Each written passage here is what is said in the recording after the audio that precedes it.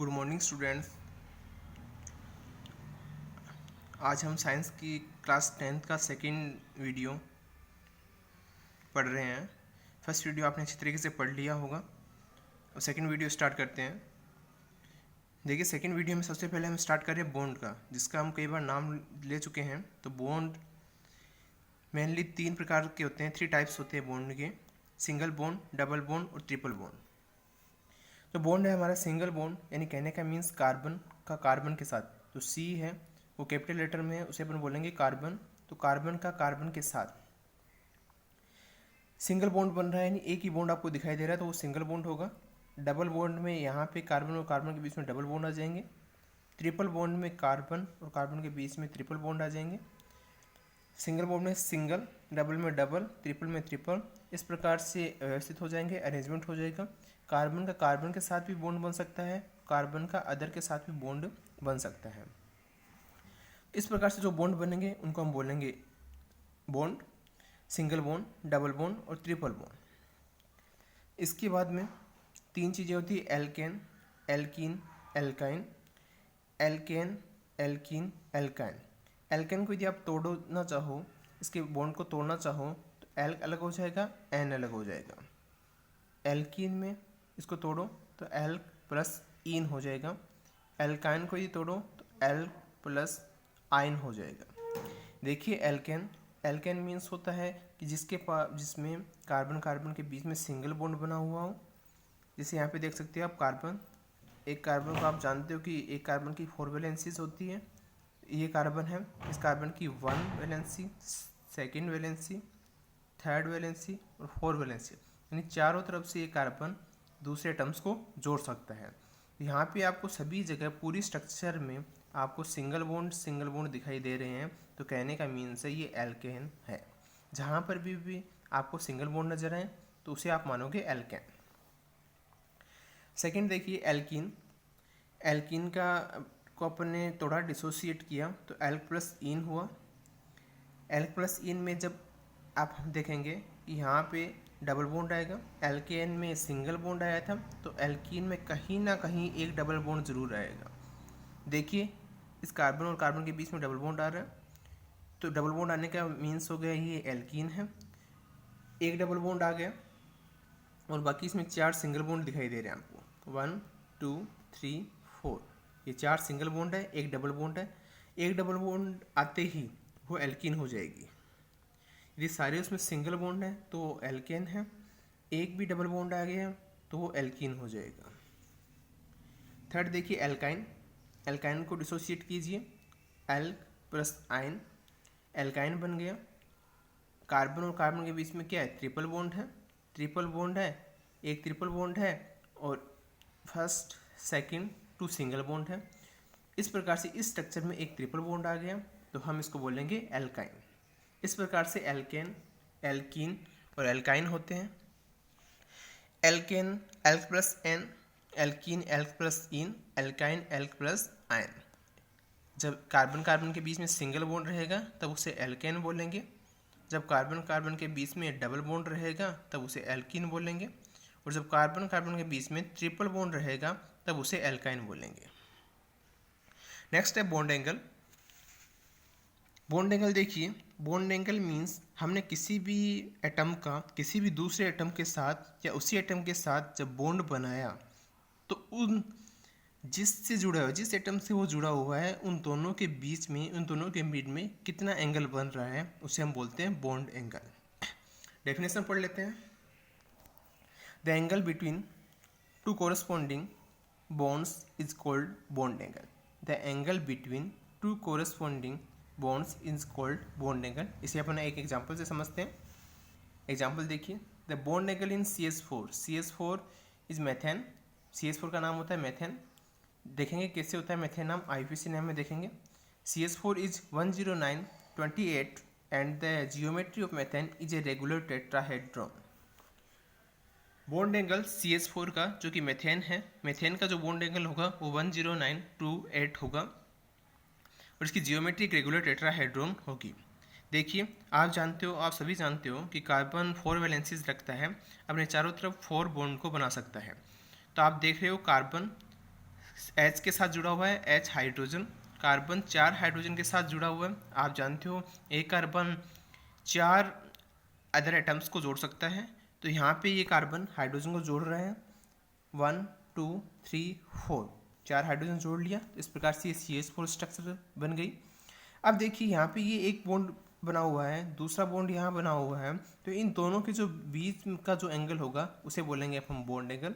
कितना होगा 10928। मेथेन है, रेगुलर टेट्राहेड्रॉन है, इसकी स्ट्रक्चर है। बॉन्ड एंगल CH4 इज 10928 और इसकी जो स्ट्रक्चर होगी वो रेगुलर टेट्राहेड्रॉन होगी। फिर हमने बॉन्ड समझा, हमने बॉन्ड एंगल समझ लिया।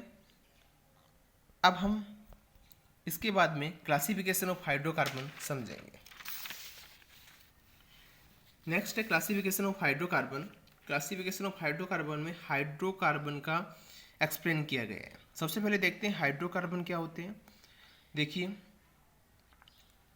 कार्बन के साथ हाइड्रोजन जुड़ा हुआ हो, कार्बन के साथ हाइड्रोजन जुड़ा हुआ हो तो इसी स्ट्रक्चर को अपन हाइड्रोकार्बन बोलते हैं।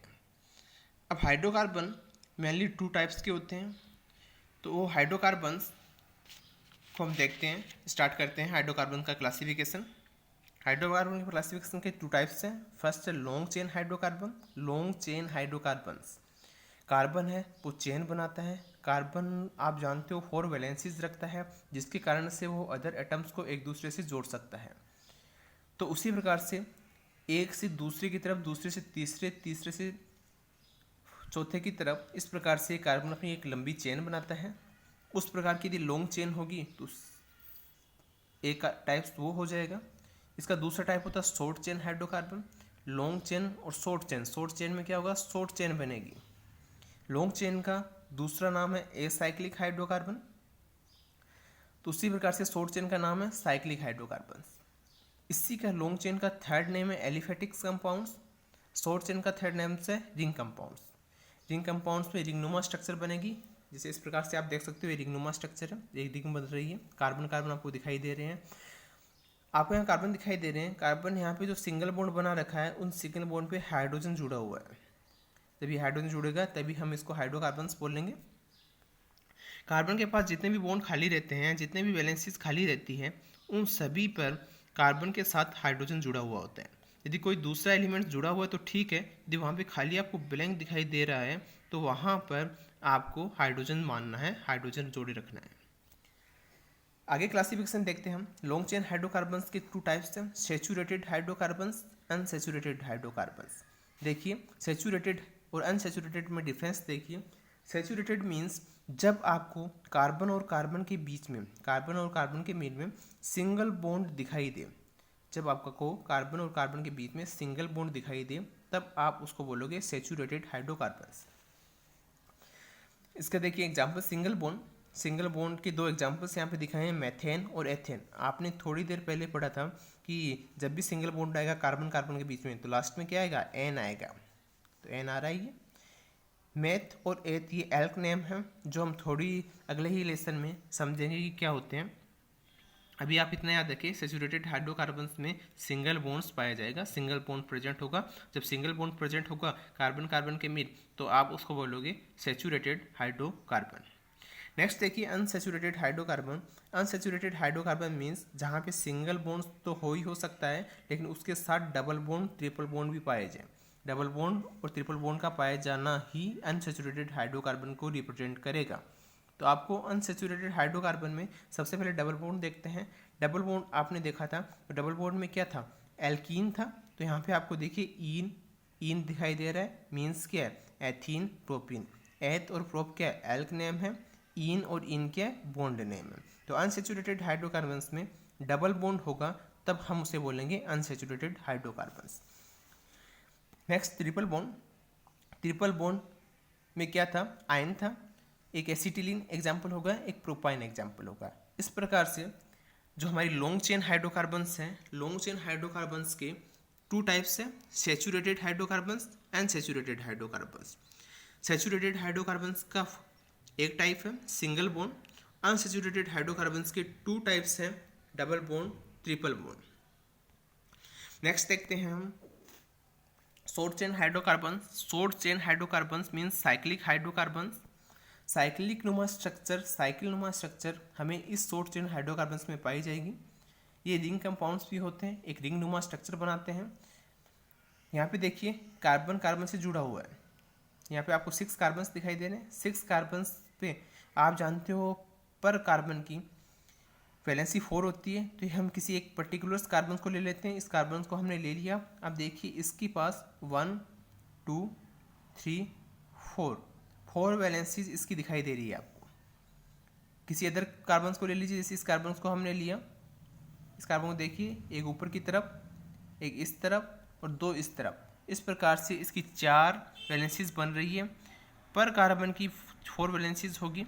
यदि वैलेंसीज फुल भरी हुई है तो ठीक है, नहीं भरी हुई है तो आपको वहाँ पर हाइड्रोजन को कंसीडर करना है। शॉर्ट चेन हाइड्रोकार्बन्स में टाइप देखते हैं हम। शॉर्ट चेन हाइड्रोकार्बन्स के 2 टाइप्स होते हैं, एलिसाइक्लिक कंपाउंड्स और एरोमेटिक कंपाउंड्स। एलिसाइक्लिक कंपाउंड्स का एक एग्जांपल दिया गया है, साइक्लोहेक्सेन यानी साइकिलनुमा स्ट्रक्चर होगी और हेक्सेन मतलब 6 कार्बन्स होंगे उस चेन में। तो यहाँ पे देखते हैं, देखिए ये हमारी स्ट्रक्चर बनी हुई है। इस स्ट्रक्चर को ध्यान से देखिए। यहाँ पर आपको सिंगल बॉन्ड्स दिखाई दे रहे हैं। यहाँ पे आपको कोई भी डबल बॉन्ड्स दिखाई नहीं दे रहा है। यहाँ पे देखिए CS2 CS2 CS2 CS2 CS2 CS2। यहाँ पे एक कार्बन है, कार्बन की 2 वैलेंसीज यहाँ पे फुल भरी हुई है और 2 इसके साथ हाइड्रोजन जुड़े हुए हैं। मीन्स क्या हो गया, ये क्या है, साइक्लिक नुमा स्ट्रक्चर है। इसको बोला साइक्लो। 6 कार्बन है, 6 कार्बन के लिए यूज किया जाता है हेक्ज, इसलिए आ गया यहाँ पे हेक्ज। और सभी जगह सिंगल बॉन्ड्स है, इसलिए इनको बोला गया एन। तो साइक्लोहेक्सेन स्ट्रक्चर बन गई एलिसाइक्लिक कंपाउंड्स की। दूसरा इसका टाइप है एरोमेटिक हाइड्रोकार्बन्स। एरोमेटिक हाइड्रोकार्बन्स में आपको डबल बॉन्ड मिलेगा। कई देखिए, जैसे एग्जांपल लिया हमने बेंजीन का एग्जांपल हमने लिया। यहाँ पे देखिए कार्बन, इस कार्बन के पास यहाँ पे डबल बॉन्ड है, फिर सिंगल बॉन्ड है, फिर डबल बॉन्ड है, फिर सिंगल बॉन्ड है, फिर डबल बॉन्ड है, फिर सिंगल बॉन्ड है। तो कहने का मीन्स ऐसा है, अल्टरनेट्स आपको डबल बॉन्ड दिखाई देगा।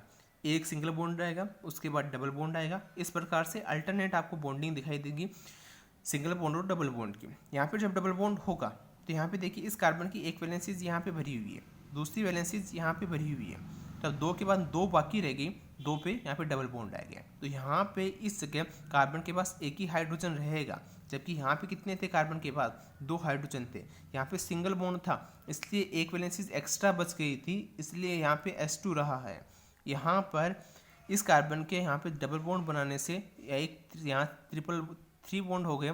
तो यहाँ पे एक ही वैलेंसी इसकी खाली रही है, एक ही वैलेंसी इसकी वैकेंट रही है, इसलिए यहाँ पे एक हाइड्रोजन आया है। कार्बन के पास जब बॉन्डिंग हो जाए, अदर एलिमेंट्स जुड़ जाए, एटम्स जुड़ जाए, उसके बाद जितनी वैलेंसीज खाली रहती है उन सारी वैलेंसीज पे हाइड्रोजन जुड़ेगा।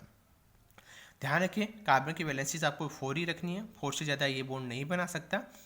4 से यदि कम बॉन्डिंग आपको दिखाई दे रही है तो आप वहाँ पे हाइड्रोजन का यूज कर सकते हो, हाइड्रोजन जोड़ सकते हो। हमारा टॉपिक था short chain hydrocarbons. Short chain hydrocarbons के 2 टाइप्स थे, alicyclic compounds, aromatic hydrocarbons. Alicyclic compounds में एक एग्जांपल हमने लिया साइक्लोहेक्सेन। एरोमेटिक हाइड्रोकार्बन्स में हमने एक एग्जांपल लिया बेंजीन। इन दोनों एग्जांपल को हमने पढ़ा और हमने हाइड्रोकार्बन्स का पूरा क्लासिफिकेशन किया। तो ये क्लासिफिकेशन ऑफ हाइड्रोकार्बन्स था। हाइड्रोकार्बन मीन्स कार्बन के साथ हाइड्रोजन की बॉन्डिंग हो, यानी उस स्ट्रक्चर में हाइड्रोजन और कार्बन दोनों पाए जाए, हाइड्रोकार्बन्स कह सकते हैं हम उसको।